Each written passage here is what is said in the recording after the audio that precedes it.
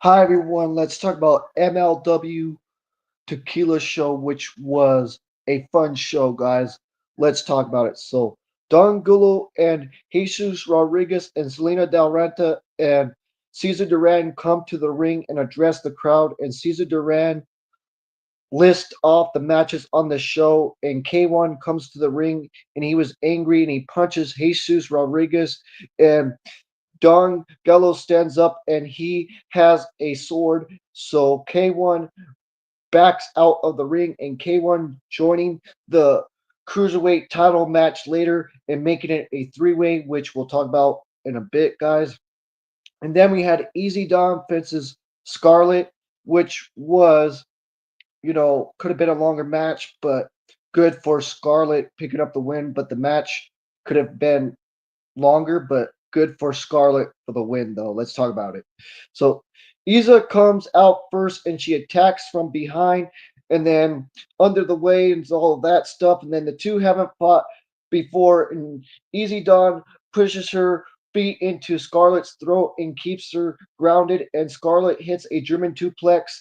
And then Scarlett rubs her butt in Easy Dawn's face in the corner, and then Easy Dawn hits a suplex for a near fall, and then Scarlett hits the Crosarian style pile driver move along her back for the pin out of nowhere, and that's what happened, and that's how Scarlett defeated Easy Dawn, and that's what happened.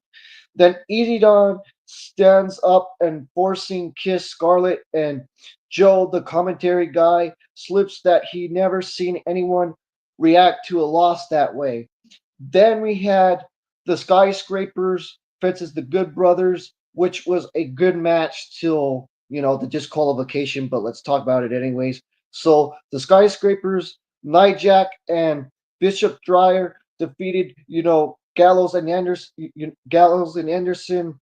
They retained their tag team titles. You know what I'm saying? They retained the tag team titles and stuff, guys, with with the disqualification because they were the ones that attacked, you know what I'm saying, and ended the match as a DQ.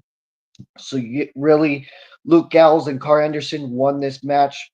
So yes, guys, like I said, by winning, when I said Nijak and them winning, I mean that they retained their tag team titles. I didn't mean them that they won by defeat by DQ. It was the Good Brothers that won by DQ. But anyways, let's carry on. Let's talk about this match. So Nijak and Anderson open and is immediately trading forearms and strikes, and Nijak drops him with a clothesline, and Gallows and Dyer trade shoulder blocks, and Gallows drops him with a crossbody block. Then Bishop Dryer hits a Death Valley driver, and then he hits a backbreaker over his knee on Carl Anderson, and then the champs work over Carl Anderson, and they push Carl Anderson to the floor, and then work over Luke Gallows and their corner, and Nijak and Carl Anderson hit the clothesline, and all four were down. And then Carl Anderson hits a leaping neck breaker off the ropes, and then Bishop Dyer hits his back suplex, and then Nijak nails his trading blow as the referee has lost control. And then Nijak shoves the ref who calls for the bell, and then the crowd boos this outcome, which I agree because it could have been a winner. It could have been a winner. I do not like DQs. I do not like countouts. You all know that, guys. You all know that. So yes, guys. And then Anderson hits a top rope crossbody block onto all three on the stage, which this was a good match and stuff, guys, but it could have been longer as well. But that's how MLW's matches are, but their storylines are good in my opinion. That's the reason why I love MLW is because of their storylines. Not really their matches, but I love how they run the show like a little bit like how the Attitude Era was. You know what I'm saying? In the Ruthless Aggression era, that's why I like it. But that's just my opinion of it. Then another, funny commercial for Don Gullo's tequila, you know, and stuff. And then we had the dive bomb, the dive bomb. Diego Hill, that's his gimmick, is the dive bomb. So yes, guys, Diego Hill with Blue Panther facing Akora and Stringma in a lightning match. I know I'm probably saying his name wrong, but let's carry it, guys. Lighting match or an interrupt because almost no, MLW matches have go 10 minutes and all that, but that's how the limit of the matches is 10 minutes and stuff. And then we see Blue Panther join Diego as they're really stressed that the veterans have become a mentor to Diego Hill, and all three fought at the bell, and we have a countdown clock in the corner and going backwards from 10 and all that. And then Diego hits a double stomp into Strigma's back, and then Okura hits a Tower of London stunner, which was really nice. And then from the corner on Diego, and then he chomps Stragma in the corner and stuff, and then back and forth, really good stuff. Boom, boom, boom, boom, a little bit right there.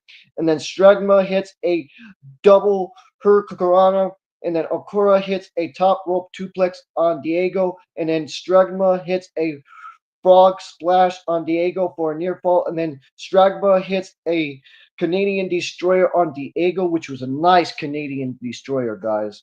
But Akura pulls the ref to the floor. Then Akura got in the ring and hits a low blow on Stragma, and then Diego hits a O's cutter on Stragma, then a top rope screw splash into the pin Akura, and then Joe doesn't say it, but it's clear Diego doesn't see the low blow from Akura, and then Diego Hill defeats Stragma and Akura, and that's what happened, guys, in that three-way.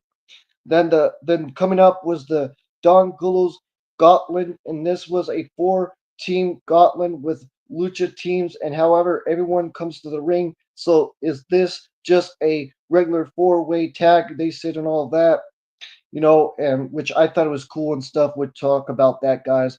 But anyways, that Gauntlet was really cool, which they complain, these people complain, but you know how they are.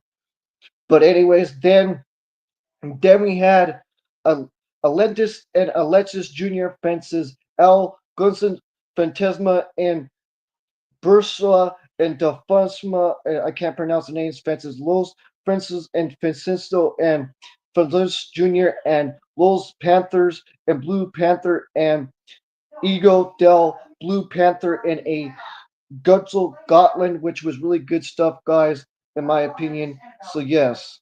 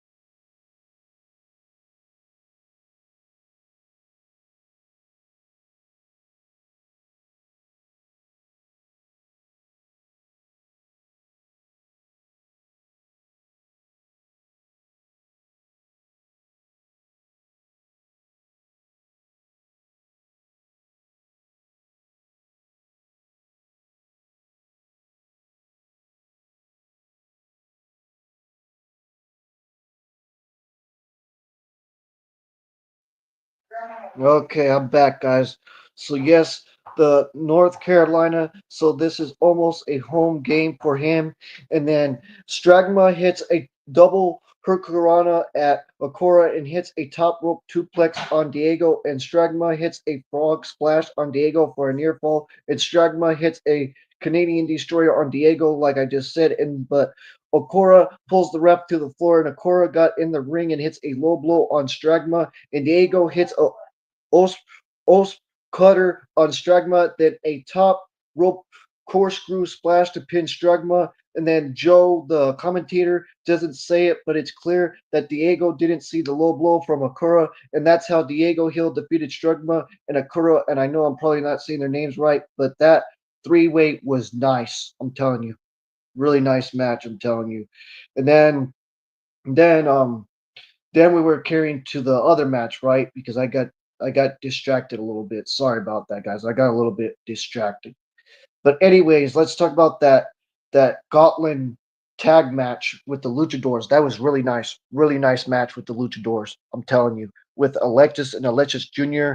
and freaking the Al Gauntlet Phantasma and the Los Panthers and freaking the Los um Fen- Valentinos and stuff like that. Really good stuff, guys. Let's talk about it anyways. So Joe says that a gauntlet essentially means no tags, and this all eight brawls at the bell, which was nice. And then Joe says they will move at breakneck speed at the same time, and it looks like Blue Panther was moving in a slow motion and essentially and stuff like that. And Al Gonsons and Los Fantas Lusso works together and beats up the Atlantis duo, and Blue Panther hits a flip dive to the floor.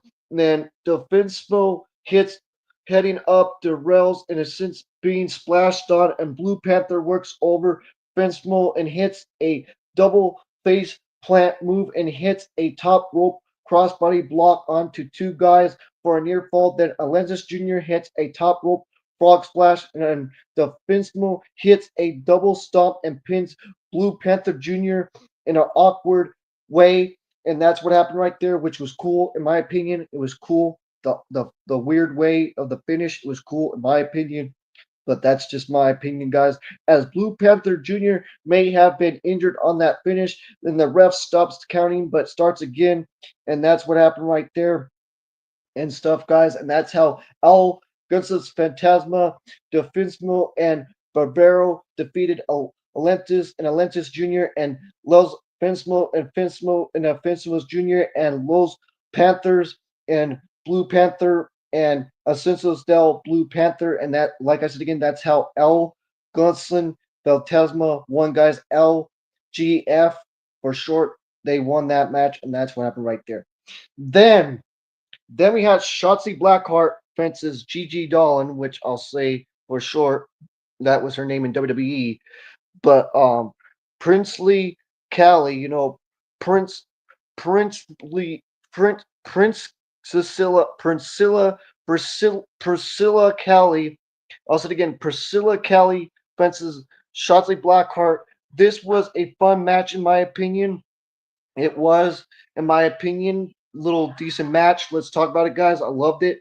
And Shotzi Blackheart won this match. Let's talk about it. These two have since a lot in recent weeks, and they each got a roll up and on the other in the open second. And Shotzi hits a 619 and top rope and crossbody block for a near fall. And then she lost the video for almost 3 seconds when it returned and Kelly hits her in a headlock on the mat, and Shotzi since a cattle Simpsons, and Shotzi hits a crossbody block to the back as Kelly was in the ropes, and Kelly fires back with her sliding German suplex off the ropes for a near fall, and then Priscilla Kelly hits a clothesline for a near fall, and then there was a little bit difficulty and stuff right there, and then Shotzi picks up the win, and Shotzi Blackheart defeated Priscilla Kelly, and with the YouTube, air, I liked it, even though we didn't see it. You know what I'm saying? But it was a little fun match. But the ending could have been better if it wasn't for that difficulty. But Anyways, I was happy with Shotzi picking up the win. Then we had Pers- Per Tumblado fences Guerrero, Mayans Jr., and K1 in a three-way for the MLW Cruiserweight title. This was a fun match, but it could have been longer, but you know what I'm saying? Like I said again, these are how MLW matches are, but let's talk about it. So there was a fun shot from the crowd and stuff like that, and all of that great stuff, and a lot of boom, boom, boom, boom, a little bit and stuff. Let's talk about it. All 3 foot in the ring, and Mrs. Jr. wore a orange mask and an orange and blue pants. Broncos colors, orange and blue. Broncos. Sorry, guys. K1 slams Mia for a near fall, and Torloro hits a cartwheel and German suplex on K1, and then Torloro hits a Incendiary on K1, and then Mia hits a shoulder blocker over his knee on Torloro, and K1 throws Mia into the ring post, and Mia falls to the floor, and K1 pulls out the steel brass knuckles, and Congulos jumps in the ring and hits K1 and takes them back, and Tororo hits a Alexander style lump check. You know what I'm saying, guys? The style of Cedric Alexander style lumbar check, and that's how he pinned K1, and that's what happened right there, and that's how Tulum Torloro defeated Grismere in K1 and retained his MLW Cruiserweight title, guys. Then we had footage aired of a construction between Killer Cross and Matt Riddle, which was fun and stuff, guys, which we'll talk about there in a bit here. So, yes, guys, we'll talk about that match here in a bit, which that was the main event of the show. That was the main event. So, we'll talk about that here in a bit. So, then we had Mance Kroger fences Brock Anderson in a bunkhouse match, which was good for the MLW World title. Let's talk about it, guys. I thought it was a fun match, but let's talk about it. They stood to toe to toe, and Brock shouted at him, and Brock wore blue jeans and a t-shirt. Yes, guys, we're talking about Brock Anderson, not Brock Lesnar. Brock Anderson. If you're understanding what I'm talking about, I'm saying Brock Anderson, not Brock Lesnar, folks. As this is a fight, and the crowd loudly cheers for Brock Anderson, and the bell rings, and but Arn grabs the mic. You know his father, R. Anderson, a great legend in the industry, R. Anderson, and he was hard to hear, but he mentioned Charlotte, which got a pop, and C.W. Anderson came to the ring and holding some candlesticks and a sense to the ring bell, and then all of that stuff, and then throwed yet, and Art and C.W. and Brock all got in the ring, and they beat Madge Kroger with a candlestick to the back, and C.W. and R went to the floor and leaving just Brock into the ring and hit some shoulder twists into the ribs in the corner. And then Brock got a shove and hit Renz Kroger with it. And then he pulls the handle across Renz Kroger's throat and chokes him with it. And Renz Kroger fires up and hits a choke slam, and then keyed CW. I'll say it again. CW jumped in the ring and hits Renz Kroger in the back with a big pail. And then Brock hits a spine buster, and Renz Kroger rolls to the floor. But CW Anderson pushes him back in, and CW Anderson uses a fire sensor, a fire sensor on Mance Kroger, and Brock Anderson hits a DDT on Mance Kroger and got a near fall, and then Mance Kroger went over to R. Anderson and grabs him by the neck, but Brock stuck Mance Kroger with a chair, and Mance Kroger hits his face plant slam out of nowhere and pins Brock Anderson, and the crowd enjoys this, and that's what happened, guys, and that's how Mance Kroger defeated Brock Anderson in this bunk count match, and it was a really fun match with this bunk bunk house match. I was thinking bunk house. I said bunk. You know what I'm saying? Bunk house match, which was really fun, guys. In my opinion, I really enjoyed it and stuff. And Brock Anderson really did good in that match too. Give it up to him and everybody on this show. You know what I'm saying? Salute to all of them and stuff, guys. And I appreciate what they do for the business. I really do. So yes, guys, that's my opinion on that. And then we had this match for the Oprah Cup final. And yes, guys, Misto is a back to back Oprah Cup champion. I'll say it again, guys. Misto is a back-to-back champion, folks, of the Oprah Cup. Let's talk about it. So Misto faced Princeton Jr. I was thinking Misto faced Fel Door Jr. And this was a great match, guys. I love Feldor Jr. He's a really good wrestler too. Feldor Jr. Let's talk about it, guys. Misto hits some lucha reverse and he hits a standoff and they went on the ropes and Feldor Jr. begins to sense the mask and the crowd was valid and he ties Misto in the tree of holes and stomps on Misto's gut and Misto fires back with a 619 and a Hurricanrana, which was really nice move right there as well, guys. And then he dives through the ropes, which was amazing and stuff. And then we're both down on the floor in the ring, and Misto hits a handspring back elbow, and he hits a springboard crossbody block, and Misto hits a twisting plunger to the floor, and Misto hits a Hurricanrana in the ring for a near fall, and First Door got a roll up with his feet on the ropes for a near fall, and then First Door Jr. rolls to the floor and he walks away to sense a dive, and for Door got back in the ring and took control, and Misto hits a also again Misto hits a jump up Incenari in the corner, which was amazing, guys. That was so amazing. The jump up Incenari to the floor, which was amazing. In the corner, I mean to say in the corner, which was amazing, guys. Which was so amazing in the corner. I'm telling you guys, all of that great stuff. Boom, boom, boom, boom, boom, boom, boom. Lucha stuff, really good stuff. Lucha, lucha, lucha, lucha, lucha, lucha. Sorry, guys. Me and Slash Down Soul love that stuff. Me and Slash Down Soul like that stuff. But anyways, carry on. So yes, guys. So he walks and jumps on the Incenari in the corner, and then hits a rope jumping Frankensteiner for a beautiful near fall, and then Frinsdor Jr. fires back with a low blower to the back for a near fall, and Misto hits a springboard crossbody block, and he tosses Frinsdor Jr. to the mat and locks in the armbar, and Frinsdor Jr. taps out, and that's how Misto defeated Frinsdor Jr. to win the Oprah Cup again this year, just like last year. Then we had Don Gozo and Caesar ran hyping the ring and handing Misto the cup. So yeah, that was really nice to see Misto going back to back. So yes, guys, they don't say that in here, but to me, I call that back to back. Like in football, when a Super Bowl team wins a Super Bowl 2 times in a row, you call it back to back. And then when they win it 3 times in a row, you call it a three-peat.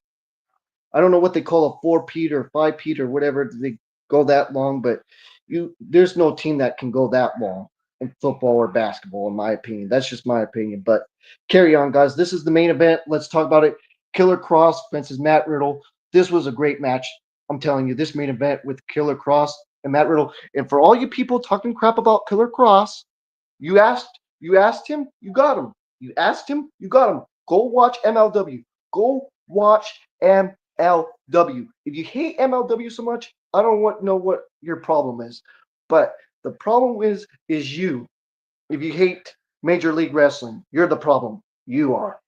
Because you know what? When you guys were chanting, you WWE fans on here, you E-drones or whatever you want to be called, the ones that freaking hate watch. You know what I'm talking about? Like I was doing on my full gear preview predictions, the ones that come on here and hate watch. The big YouTubers on here, like which I won't name, which you know who you are. But anyways, the thing is, like I said again, guys, and I'll say it again, if you want Karrion Kross, watch him in MLW. Sorry to go on my rant, but it's the truth. It's the dang darn damn truth. But let's talk about it. So Matt Riddle fences Killer Cross with Scarlett, and the bell rings, and they played to the crowd, and they shook hands, and they finally locked up the 70 seconds in, and Matt Riddle's hair is all purple and stuff, and they tie up each other in the leg on the mat, and Killer Cross ties up the left arm onto the mat and twists a choke hold, and they separate and then Killer Cross hits a series of punches in the corner, and the crowd counters along, and Matt Riddle hits a spin kick to the ear, and they were both down, and Matt Riddle hits a suicide, and then the crowd chants profanity at Matt Riddle. They chant profanity at Matt Riddle, and then Matt Riddle hits a gun wrench suplex, and he hits some flying forearms in the corner and a suplex, and then another suicide for a near fall, and he misses a moonsault, and then he pops to his feet. I thought he was going to make that moonsault. I'm telling you guys, I thought he was going to hit that moonsault. I really thought he was going to hit that right there. Then he popped to his feet, but Killer Cross hits a hard clothesline for a near fall. Then Matt Riddle attempts a sleeper on the mat, and then Killer Cross got on his feet on the ropes, and then Matt Riddle hits a series of yes kicks when the crowd was getting him boos. Also again yes kicks and was booed, and then Matt Riddle attempts a triangle choke at the ropes, and then he lets go before being disqualified, and he throws a kiss at Scarlett, and then got back in the ring, and he comes off top rope, but Killer Cross hits a forearm strike that drops Matt Riddle, which was insane. I'm telling you, that part was insane.